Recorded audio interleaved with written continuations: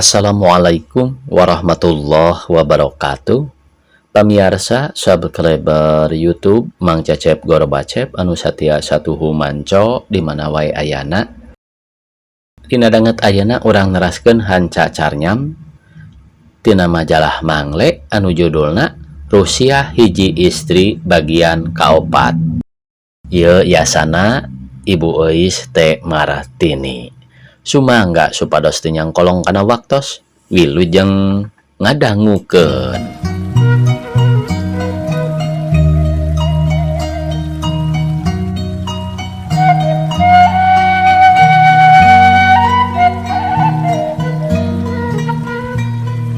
Lah nyaeta atuh tamaha salah aing sorangan gerentes manah Ibu Rukmini.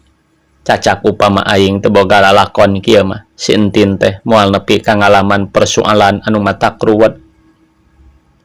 Ras deui anjeunna emut upama engke entin dikawinkeun walina ceuk batur meureun kudu Parukman dan nyangkana bapana entin padahal lain atuh meureun ngawalianana teu sah Parukman teu kagungan hak ngawinkeun entin. Saha atuh piwalian entin teh dan Kosim tapi kumaha cara-carana sangkan anu boga hak ngawalian narima hakna? Kumaha Parukman anu geus nganggap boga hak heug direbut ku batur? Kabeh koncina aya di Ibu Rukmini pisan. Upama anjeunna balaka bakal robah sagalana. Ngan soal wani henteuna nu penting teh Ibu Rukmini terus ngemutan kumaha pijalananana sangkan ulah berat teuing dosa anjeunna. Malah ari kapalaina mah sing lubar pisan. Dina hiji peuting anjeunna ngadamel serat keur ka entin di Bandung. Pikeun ngenteng-ngenteng dosa aing, leuwih hade aing rek minta tulung kanu jadi anak sur Ibu Rukmini dina manahna. Sanggeus ngahulang lila pisan, ngemut-ngemut kumaha pituliseun, tret anjeunna nyerat kieu. Entin anaking kakarage sakitu cisocana geus nyalangkrung tina ngaraos sedih jeung berat dumeh rek ngorbankeun nu jadi putra. Dina malam Jumaah kamari ibu geus minta pituduh ti pangeran. Reg deui pulpena eureun anjeunna ngahulang sarta naros dina lebet manahna. Naha bet pangeran nu dipake andelan ambeh diturut ku anak aing. Padahal mah mun balaka bae ulah mamawa pangeran nu teu pipileueun kana laku lampah aing. Paling oge pangeran mah ngan uningan wungkul yen aing teh geus milampah pagawean haram. Tapi sajeroning kitu pulpen nu dicepeng ku Ibu Rukmini geus tret manten nulis kieu. Maksudna hayang menang sawangan. Nah upama entin jadi kawin ka harja teh pijagaeunana bakal mulus rahayu atawa moal. Bari malikan deui maca kalimah nu bieu Ibu Rukmini sabil dina manahna. Menang sawangan. Nah aing geus nganjang ka Pageto. Pedah pituduh ti pangeran meureun tangtu benerna. Tapi kumaha lamun eta teh lain sora atawa pituduh ti pangeran? Ti setan upamana? Saha nu nyaho? Lantaran upamana wae aingna teu bener menta pituduhna, nepi ka setan bisa ngajanggelek jadi juru pituduh. Pikeun mareuman kasabilan manahna gancang Ibu Rukmini nyerat deui. Ibu menang pituduh yen lamun jadi kawin bakal goreng balukarna, bakal apes sarta moal salamet dunya akhirat. Dibaca deui eta tulisan nu pangakhirna teh. Cek gerentes manahna. Moal salamet dunya akhirat nya ieu pangyingsieunan pamungkas teh. Taya lian sangkan manehna nurut kana kahayang aing. Tuluy nyerat deui. Ku kituna ibu menta ka entin da ibu teh nyaah gancang pegatkeun bae hubungan entin jeung harja teh. Tah sanggeus nyerat ieu segruk Ibu Rukmini nangis. Tina banget geus teu kiat nyangga panglelewe sora manahna kana sakur nu dikedalkeun dina serat teh.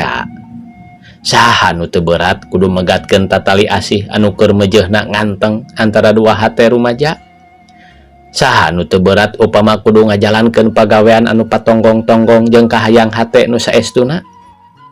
Saleuheung pegat hoe balantara dina eretan babari disambung deui. Da dua hate nu geus dipegatkeun tatali asih nama sok aya bae akibatna. Bisa jadi sanggeus kitu teh sok silih jauhan nepi ka jauh pisan. Teu bisa padeukeut deui, teu bisa dibengkeut, teu bisa dibengket deui atawa dibisana oge ari cedak-cedakna bae mah tangtu aya nya cedak ieu biasana nu sok jadi bahan seseitan teh. Tayohna pikeun entin ge nya kitu pisan waktu manehna nampa surat ti Ibu Rukmini yen kudu megatkeun hubunganana jeung Harja asa poek bumi alam teh saenyana. Tapi eta surat kudu diturut, kahiji dumeh pamenta kolot, kaduana sok sieun nya upama ngahiji jeung Harja metak moal salamet dunya akhirat teh.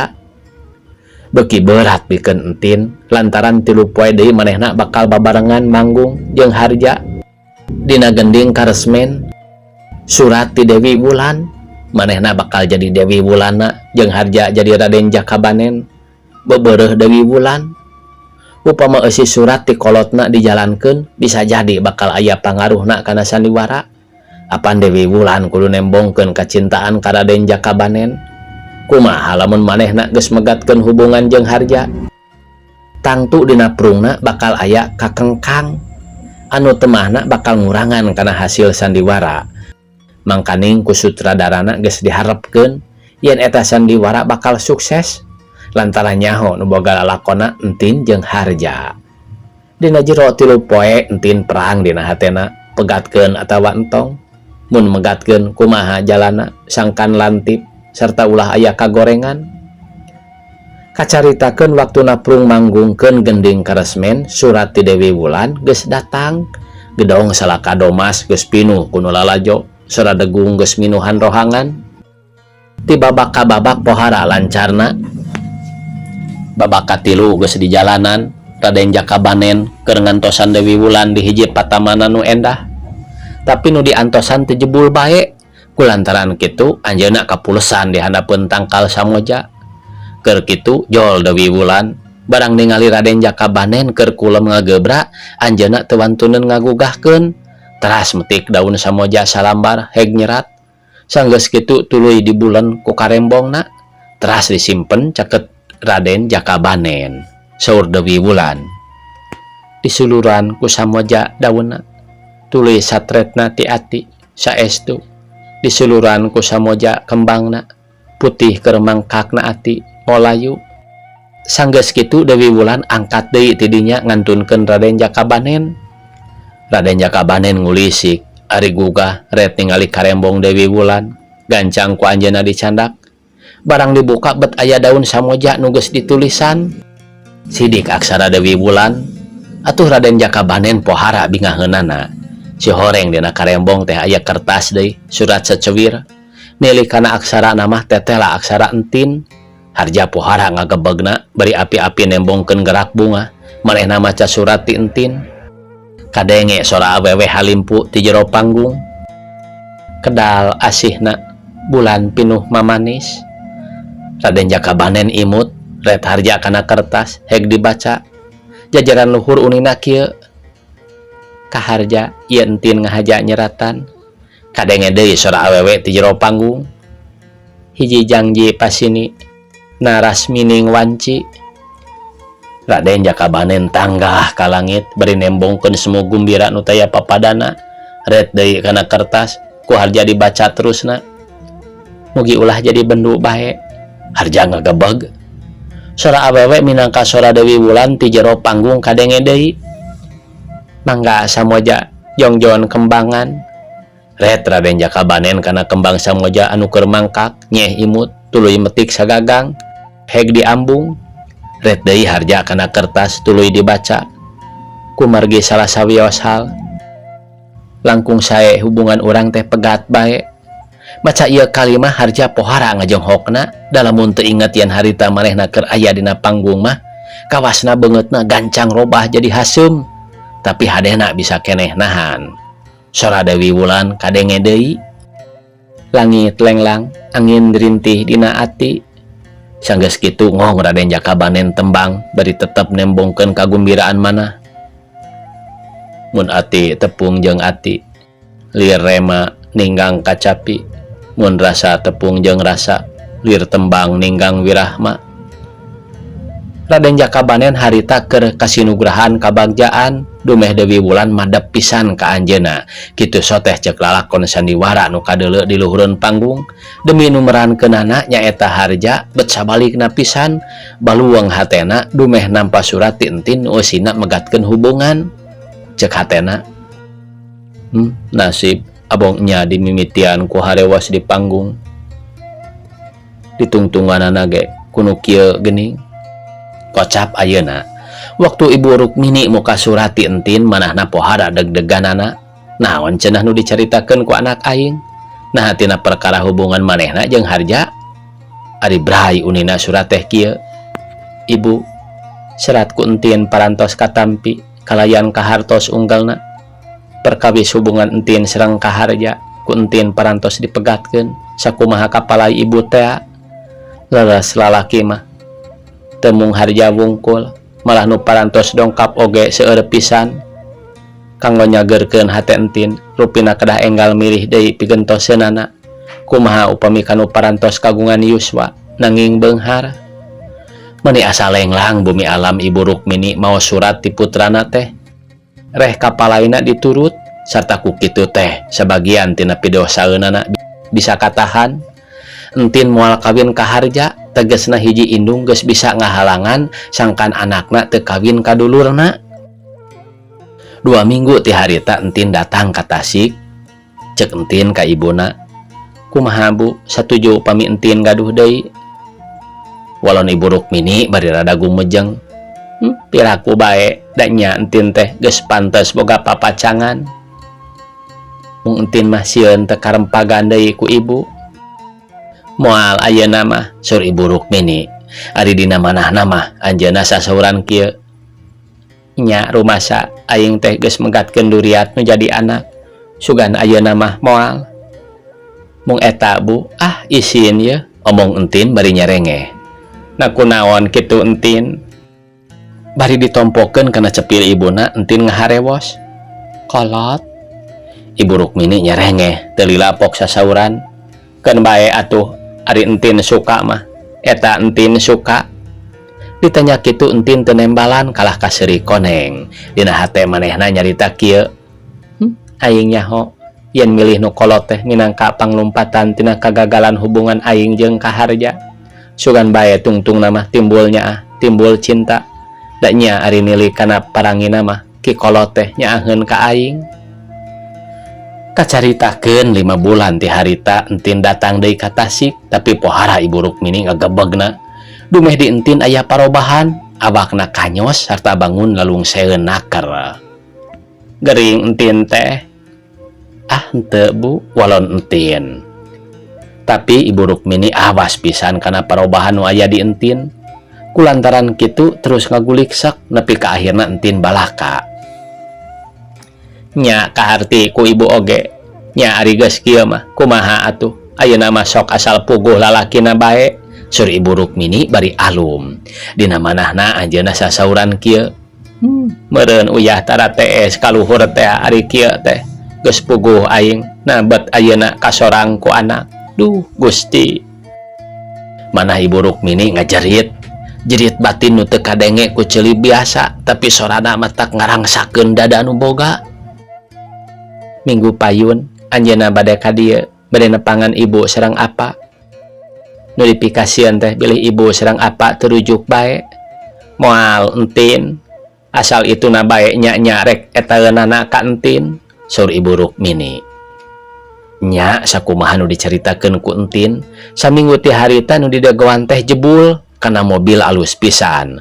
Kabeneran harita parukman nuju teu aya nu mapagkeun Ibu Rukmini jeung putrana nyaeta entin. Barang gok jeung nu datang Ibu Rukmini ngajenghok lain lumayan.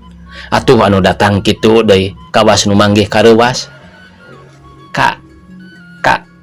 Kakang Kosim, sur Ibu Rukmini arap eup. Geuning enden min aya di dieu lain kapungkur mah di jalan Singaparna. Sumohon ngalih ka dieu. Ari entin Pak Kosim naros ka Ibu Rukmini. Apaan pun anak, walon Ibu Rukmini bari rada nyorongot. teu karaoseun meureun tina teu kuat nahan perasaan.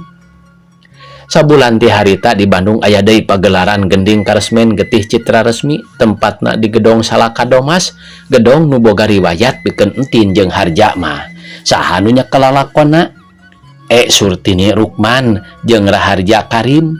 Dina adegan pamungkas waktu Wiganda nu dilalakonkeun ku Harja deku deket layon citra resmi nu dilalakonkeun ku entin, aya harewos tinu keur jadi layon.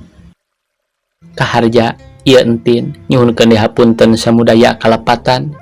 Kadenge lagu ti jero panggung. Wiganda, Wiganda, Nyi Putri geus manjing langit. Wiganda, Wiganda, di dieu aya nu leungit. Sanggeus kitu ditema ku harewas tinu keur deku. Dihapunten pisan tin. Harewas tinu jadi layon. Nuhun ka Harja, rumaos entin parantos ngaraheutkeun manah kakak. Ayeuna entin insap yen saleresna mung kakak nu micinta entin teh. Kadenge lagu ti jero panggung. Wiganda, Wiganda, harewasna leuwih teuing. Wiganda, Wiganda, Nyi Putri moal deui nyaring. Ceuk harewas nu keur deku. Memang saleresna ditembalan ku harewasna tinu keur jadi layon. Kumaha upami urang sabihara bihari deui ka Harja karsa. Waktu Wiganda ngabangkieung tuluy nyuuh deket layon Putri Citra Resmi nu ngalalakonkeunana ngaharewas kanu jadi layon. Hayu urang sabihara bihari deui. Sabulan ti harita entin kawin jeung saha? Jeung saha? Jeung Harja. Di Tasik hajatna rongkah pisan, tapi sajroning rame kitu teh aya gerantos hate nu ngedalkeun sora deudeuh. Ti saha? Ti saha? Ti Ibu Rukmini nu 20 tahun katukang disebut Neng Rukmini teh. Eta sora jolna tina batin Ibu Rukmini, tapi kadengena oge ngan ku batin Ibu Rukmini wungkul. Kumaha cenah? Kumaha? Kumaha? Demi saestuna nu bener-bener boga hak pikeun nyebut yen si ieu anak aing ngan pihak indung. Demi bapa nama ngan ukur nurutkeun kepercayaan wungkul. Deudeuh kaum Adam. Saperti nu geus kaalaman ku aing jeung anak aing. Deudeuh Kang Rukman. Deudeuh Den Harja. Tamat cenah ya pamirsa. Kitu cenah gini Rusia hiji istri teh. Ieu tamat teh panginten pamirsanya da. Kieu ieu seratanana di dieu oge ieu teh. Titik-titik ke tilu gitu panginten tamat teh ieu teh dibuka berikutna dibuka saterasna ieu teh tina halaman 2 hiji bet jadi halaman 24. Kinten-kinten kitu we pangintennya pamirsa. Aduh apunten pisan panginten ieu pamiti nyugumakeun nya sigana tamat ieu teh dongeng teh. Tapi panginten tina galeuhna ieu carnyam atanapi carita nyambung Rusia hiji istri parantos ka kepeul pangintennya ku sadayana pamirsa oge. Sakitu anu tiasa kapihatur. Wassalamualaikum warahmatullahi wabarakatuh.